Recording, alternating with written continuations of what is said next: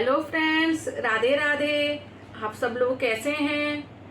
हम भागवत जी का दशम स्कंद पढ़ रहे हैं।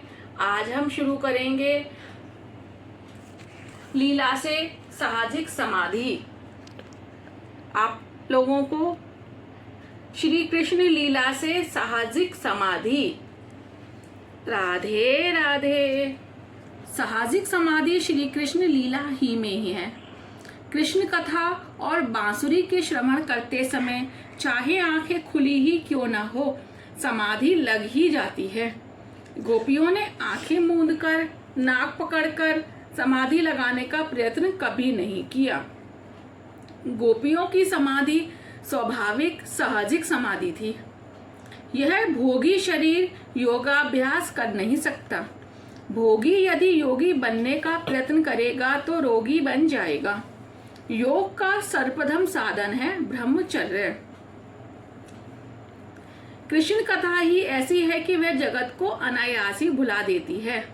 जगत में बसकर रहकर भी उसको भूल जाना है। यह भागवत ग्रंथ ऐसा दिव्य है कि 7 ही दिनों में मुक्ति दिलाता है। राजा परीक्षित इस ग्रंथ का श्रवण करके 7 ही दिनों में जगत को भूलकर कृष्ण में तन्मय हो गए थे। मात्र 7 ही दिनों में राजा के ज्ञान, भक्ति और वैराग्य की अभिवृद्धि करने के हेतु ही इस कृष्ण कथा का आयोजन किया गया था। इस जगत को भूलने के लिए ही तो योगी आंखें मूंदकर प्राणायाम करते हैं, किंतु इस जगत को भूल जाना सरल नहीं है। योगी के लिए जगत को भूलना आसान नहीं है, तो गोपियों के लिए जगत को याद करना आसान नहीं है। मन का निरोध तब होता है जब किसी का उसके द्वारा विरोध नहीं होता है। मन में विरोध और वासना ना रखो। विरोध और वासना निरोध में बाधक है।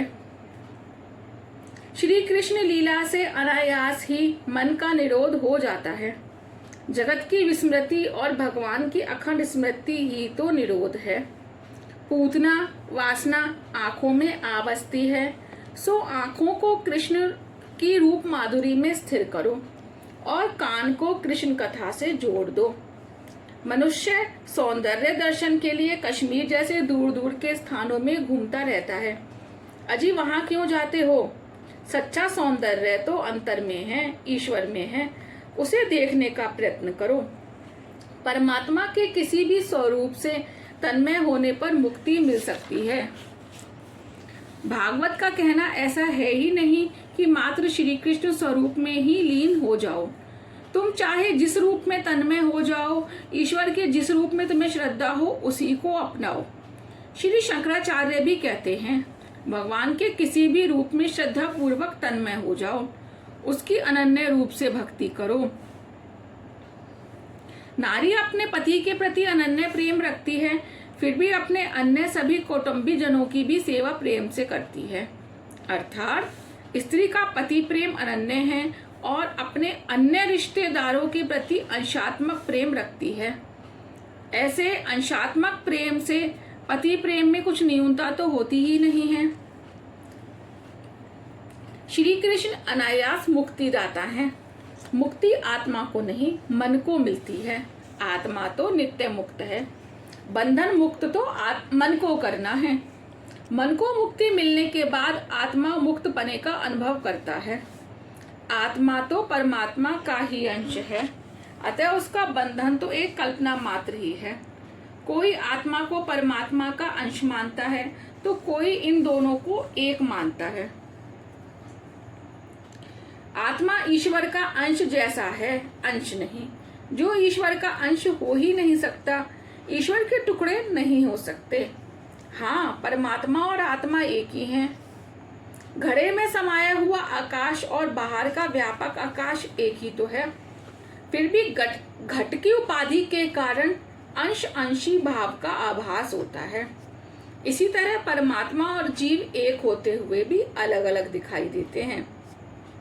यदि गुलाब के फूल की एक पंखुड़ी हम काट दें तो वह फूल अखंड नहीं रहेगा, फूल का स्वरूप भंग हो जाएगा। किंतु ईश्वर नित्य होने के कारण वह तो अखंड ही रहेंगे।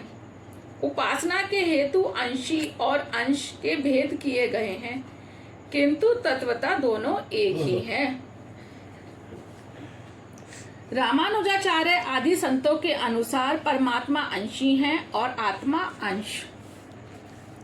वल्लभाचार्य आदि वैष्णवाचार्यों का कहना है जीव अंश जैसा नहीं है, अंश ही है और ईश्वर अंशी है। ईश्वर सागर है और जीव जल बिंदु। सिंधु की विशाल जल राशि में से कुछ बूंद निकाल लेने के पर भी उसके स्वरूप में कोई परिवर्तन नहीं होता। इसी प्रकार जीव के अलग हो जाने पर ईश्वर के स्वरूप में कोई विकृति नहीं होती। यदि जीव ईश्वर का अंश है तो माया उसे कैसे बांध पाती है? माया ना तो सत्य है और ना असत। जब तक हम स्वप्न से जगे नहीं तब तक वह सत्य ही होता है। जगने के बाद स्वप्न असत्य हो जाता है। माया जीव को भरमा सकती है, रुला नहीं सकती। जीवात्मा का कोई भी बंधन नहीं होता, वह तो मुक्त ही है। मन को ही बंधन है। मन के बंधन अज्ञान के कारण आत्मा मान लेती है कि वह बंधी हुई है। लोग कहते हैं मेरा मन बिगड़ा, मेरा मन फंस गया। कोई ऐसा नहीं कहता कि मैं बिगड़ गया हूँ, मेरी आत्मा भ्रष्ट हो गई है। आत्मा तो मन का दृष्टा है, साक्षी है। मन की कोई स्वतंत्र सत्ता नहीं है। तुलसीदास जी ने एक दृष्टांत दिया है। वानरों को पकड़ने के लिए शिकारी ने एक युक्ति की। वन में जिस वृक्ष पर वानर हो उसके नीचे एक छोटे से मुंह वाले घड़े में वह चने भर के रख देता था। वानर अपने दोनों हाथों से चने निकालने का प्रयत्न करते थे, किंतु मुट्ठी में चने होने के कारण हाथ घड़े से निकल नहीं पाते थे। वह मान लेते थे किसी भूत ने घड़े में छिपकर उनके हाथ पकड़ लिए हैं। वास्तव में तो किसी भूत ने हाथ पकड़े ही नहीं थे। यदि मुट्ठी खोल देते तो हाथ बाहर निकल सकते थे। संसार भी एक वैसा ही घड़ा है। सांसारिक विषय है चने और मन है वानर। विषयों को ममता अहम की मुट्ठी से मन को पकड़ रखा है और स्वयं ही छोड़ नहीं रहा है। जीव का बंधन वानर के जैसा ही है। अज्ञान की उपाधि दूर होते ही परमात्मा और आत्मा एक हो जाते हैं। माया ने सांसारिक घड़े में विषयों के चने भर दिए हैं। अपने पुत्र के घर भी पुत्र का जन्म हुआ, फिर भी बूढ़ा घर छोड़कर वृंदावन या काशीवास करना नहीं चाहता। पहले तो वह कहता था अपने पुत्र के विवाह हो जाने पर मैं गृह त्याग करूंगा। अब वह कहता है मेरा छोटा पुत्र मुझे जाने नहीं देता। काशी वृंदावन में सेवा चाकरी भी कौन करेगा? इधर बूढ़े के पुत्र सोचते हैं यदि यह बूढ़ा वृंदावन चला गया तो उसकी पेंशन की रकम से हाथ धोना पड़ेगा, क्योंकि वह वहीं मंगा लेगा। वहां वह सारी रकम साधु संतों में लुटा देगा। यदि यहाँ घर में ही वह रहे तो रकम घर में ही खर्च होती रहेगी। बाजार से साग सब्जी भी लाएगा, हमारे बच्चों की देखभाल करेगा, और यदि हम रात को सिनेमा देखने जाएंगे तो घर भी संभालेगा। इस तरह बूढ़ा और उसके बच्चे एक दूसरे को छोड़ते नहीं हैं। दोनों की अपनी अपनी वासना है, अपने अपने स्वार्थ हैं। मन यदि विषयों में से हटकर ईश्वर का चिंतन करने लगे तो मुक्ति मिलती है। विषयों का ही चिंतन करने वाला मन अशुद्ध है। विषयों का चिंतन त्यागने वाला मन शुद्ध है। अनादिकाल से विषयों का चिंतन करते रहने की मन को आदत सी हो गई है। यदि यही मन श्री कृष्ण कथा का चिंतन श्रवण मनन करने लगे तो विषयों का विचार करने की आदत छूट सकती है। इंद्रियों के स्वामी है श्री कृष्ण। आंखों का श्री कृष्ण से संबंध जोड़ो। सर्वत्र और सभी में ईश्वर के दर्शन करो। इंद्रिय रूपी गोपी का आत्मा के साथ मिलन करना है। 5 इंद्रियों के 5 विषय हैं।